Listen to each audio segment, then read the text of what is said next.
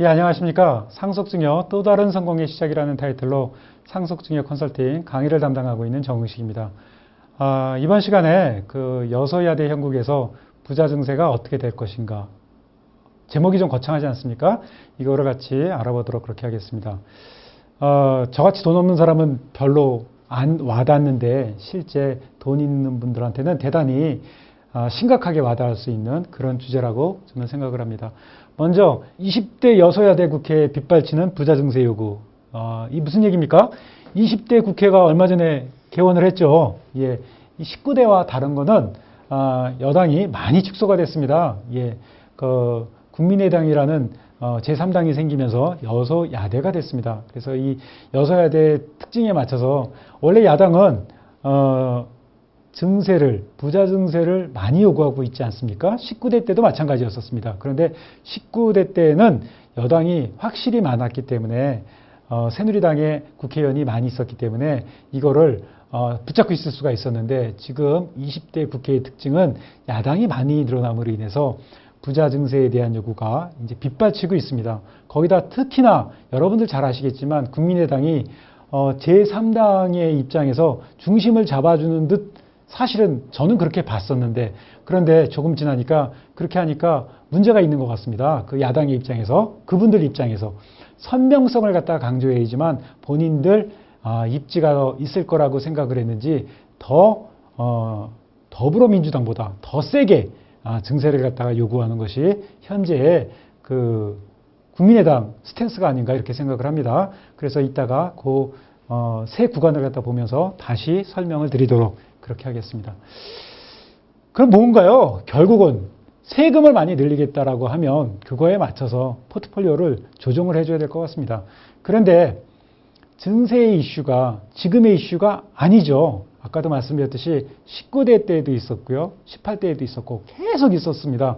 그래서 그거에 맞춰서 매번 국회가 재구성될 때마다 그 다음에 정권을 누가 잡느냐에 따라서 매번 포트폴리오를 할 수가 없죠. 그거는 사실은 말이 안 된다고 생각을 합니다. 왜냐하면 일반적인 그 단기 자산에 대해서 단기 운용하는 것들에 대해서는 얼마든지 포트폴리오를 바꿀 수가 있고 조정을 할 수 있겠지만 기본적으로 비과세 요건에 들어가는 상품들은 다 장기로 가야 되죠.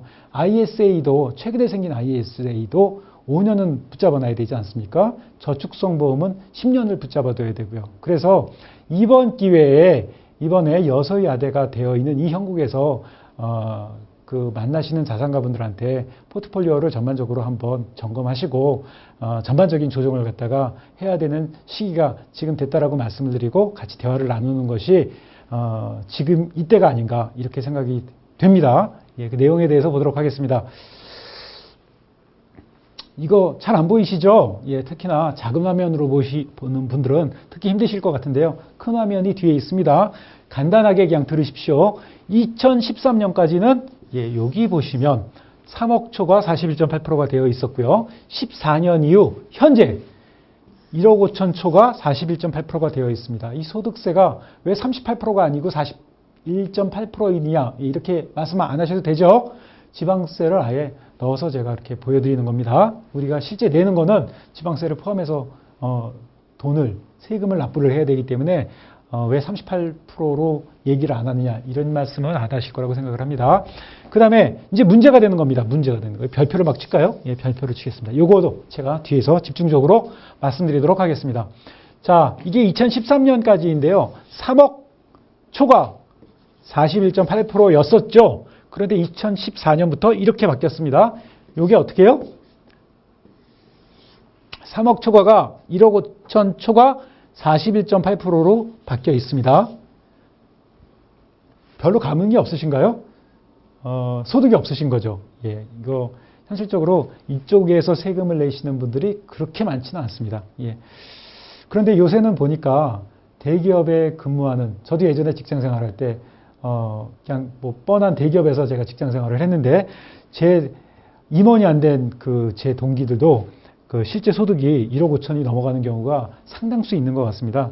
그런데 어쨌거나 상대적으로 1억 5천이 초과되는 소득을 갖고 있는 분들은 대한민국에 많지는 않죠. 근데 그런 분들 또는 여러분들이 평소에 만나시는 또는 평소에 만나고 싶어하는 개원이 선생님들 또는 돈을 많이 버시는 학원 강사분들도 소득이 일부 대단히 큽니다. 그 개원이 선생님들 못지않게 굉장히 크거든요. 수십억 이렇게 벌어가시는 분들이 대한민국에 실제 꽤 많이 있습니다.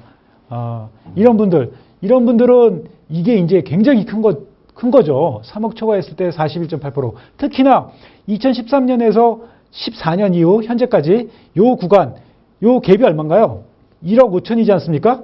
1억 5천에 대해서 41.8%를 얘기를 하면 약 6천만 원이 되는데요. 이 6천만 원이라는 돈은 우리나라 아마도 최고급 자동차는 아니어도 웬만한 프리미엄 승용차 한 대 값을 갖다가 세금으로 내야 되는 이런 일들이 요때 발생을 했던 거죠. 요때 이렇게.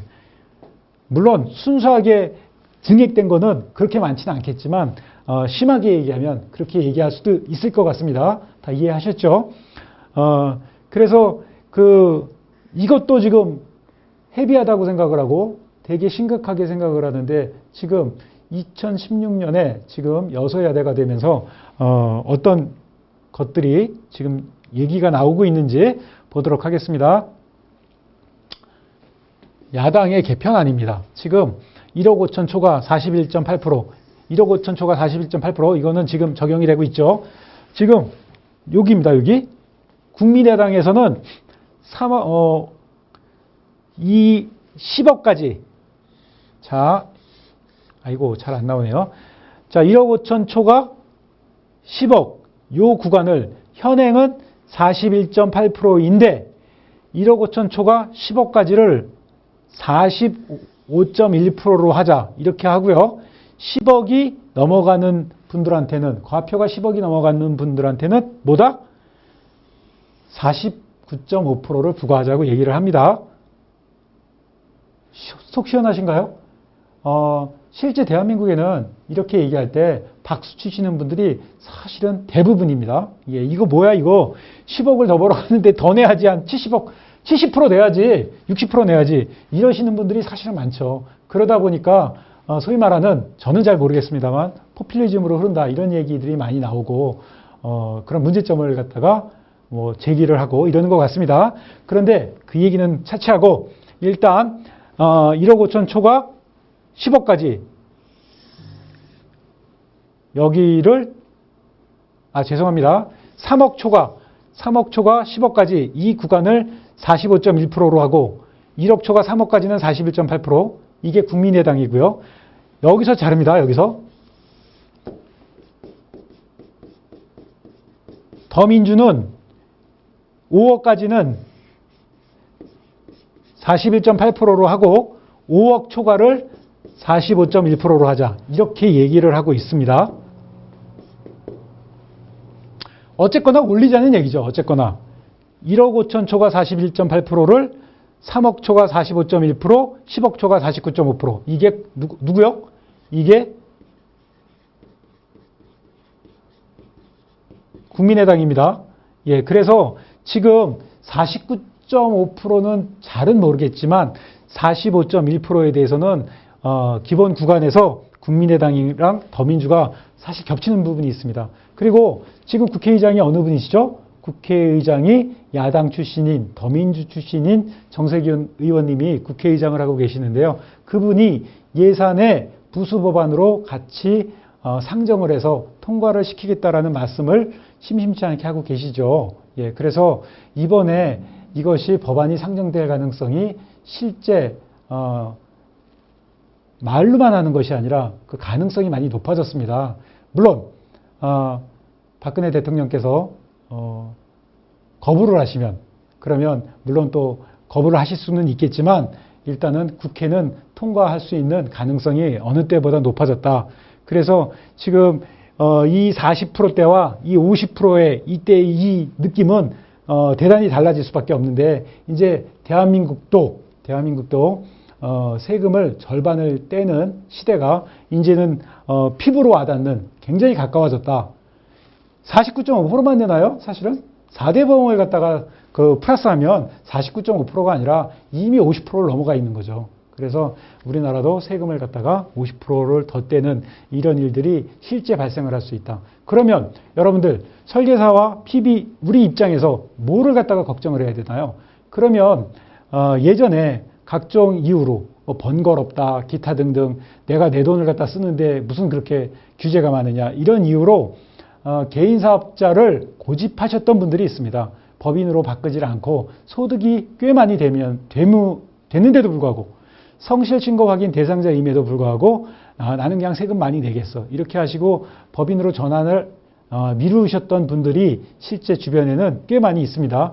이런 분들이 그러면 앞으로 50% 이상의 세금을 갖다가 내면서 내가 기분 좋게 세금을 내면서 나는 개인 사업자를 주장할 수 있겠느냐? 저는 그렇다고 보지 않습니다. 그래서 특히나 개인 사업자를 많이 고객으로 두신 분들은 자세히 살펴보고 이런 내용들을 갖다가 이 내용, 지금 10억이 넘어가면 이제 50% 넘어갈 수도 있다라는 이런 내용에 대해서 충분히 알려드리고 지금 법인 전환을 가능하면 유도를 해드리고 거기에 맞춰서 기타 등등 서류도 준비해 주시고 거기에 맞는 포트폴리오를 만들어 주셔야 되는 것이 올해 하반기, 내년 상반기에 계속 있어야 되는 그런 활동들이 아닐까 이렇게 생각이 돼서 제가 이거 강조해서 말씀을 드렸습니다. 그리고 정부 여당 금융소득에 대한 거를 또 말씀을 드려야 되는데요. 이 금융소득이 뭔가요? 이자소득과 배당소득을 합한 걸 금융소득이라고 하지 않습니까? 이 금융소득 얘기하면 우리 금융소득 종합과세 기준 2천만 원.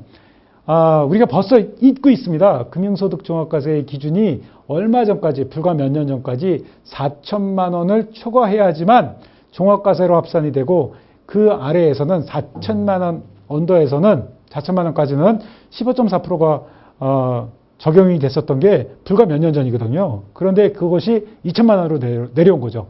2천만 원을 초과해야지만 종합과세가 되지 않습니까? 그런데 이번에는 그것도 바뀔 것 같습니다. 자, 정부 여당은 분리과세제도 세액공제 5%로 전환을 하겠다. 지금보다 약간 변화를 좀 가는 그런 건데요. 야당안을 좀 자세히 보셔야 됩니다. 지금 우리가 금융소득 종합과세 기준이 2천만 원 거기에서 이제 선이 그어져 있는데 더불어민주당은 1천만 원까지는 15.4% 현행으로 하고요. 이 1천만 원에서 2천만 원 요 사이를 갖다가 18.7%로 하겠다. 이 얘기를 합니다. 그 다음에 2천만 원을 초과하는 건 뭐 할까요? 당연히 종합 합산과세 하겠다는 거고요. 종합과세 하는 거고요. 자, 못 보던 숫자가 생겼죠? 18.7%.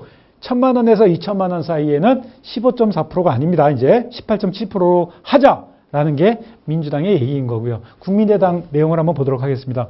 분리과세 기준을 아예 2천만 원이 아니다. 우리 얼마 몇 년 전까지 4천만 원에서 2천만 원으로 내렸듯이 분리과세 기준을 개인당 2천만 원에서 1천만 원으로 인하를 하자라고 얘기를 합니다. 그러면 1천만 원까지만 15.4%가 적용이 되고요. 1천만 원을 초과하는 것에 대해서는 종합과세를 하겠다.